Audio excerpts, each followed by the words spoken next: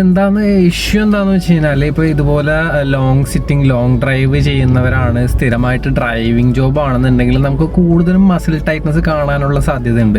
നമ്മൾ കൂടുതലും സിറ്റിംഗ് പോസ്റ്ററാണ്, നമുക്ക് നെക്ക് ബാക്ക് എല്ലാവരും സ്ട്രെയിൻ ആവാനുള്ള എല്ലാ പോസിബിലിറ്റീസ് ഉണ്ട്. അപ്പോൾ ഇതിനകത്ത് മെയിൻ ശ്രദ്ധിക്കേണ്ട കാര്യം എന്താണെന്ന് വെച്ച് കഴിഞ്ഞാൽ ഇപ്പോൾ റെഗുലറായിട്ട് ഡ്രൈവ് ചെയ്യുന്നവരാണെന്നുണ്ടെങ്കിൽ മസിൽ ടൈറ്റ്നസ് ഉണ്ടെങ്കിൽ അത് ചെക്ക് ചെയ്യണം. അത് ചെക്ക് ചെയ്തിട്ട് റെഗുലറായിട്ട് ഏത് മസിലാണ് ടൈറ്റ് അത് റെഗുലറായിട്ട് സ്ട്രെച്ച് ചെയ്യണം.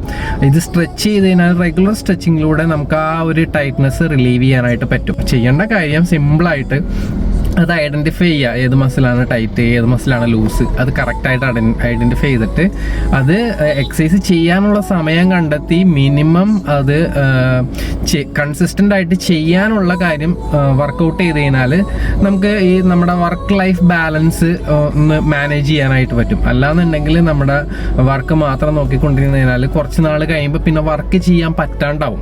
ആ ഒരു സിറ്റുവേഷനായിട്ട് നമുക്ക് ഒഴിവാക്കാം. ഓക്കെ, അപ്പോൾ എന്തെങ്കിലും കൺസേൺസ് കാര്യങ്ങളുണ്ടെന്നുണ്ടെങ്കിൽ ഒന്ന് വാട്സപ്പ് ചെയ്യാം.